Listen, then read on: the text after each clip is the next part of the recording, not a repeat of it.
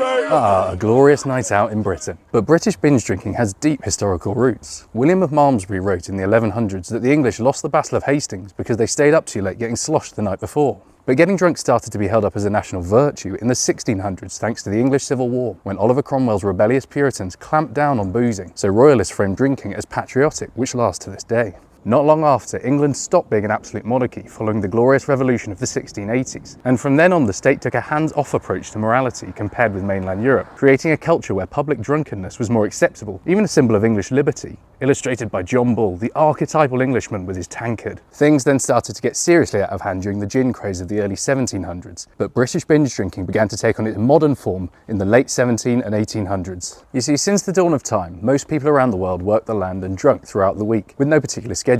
But the Industrial Revolution forced British labourers into a strict working regime when they had to be sober. This compressed drinking into the evening slot, particularly Saturday night, when millions of men around the country let off steam together down the pub. And the fact it was all men made heavy drinking a masculine virtue. This contrasted with mainland Europe, who were slower to industrialise, so they maintained a culture of drinking throughout the week with family meals, rather than ritualised binging. Eventually, the two world wars did put a dampener on British boozing, and it wasn't until the 1960s that things began to pick up again, when young Brits rebelled against the culture of respectability, cheap wine became available at supermarkets, and in the 70s, some great Heineken ads meant young men embraced lager for the first time, which was stronger than traditional ale. Meanwhile, the success of feminist movements reduced the stigma against women getting hammered, and cheap travel meant all this raucous behaviour was exported to unsuspecting European beach towns.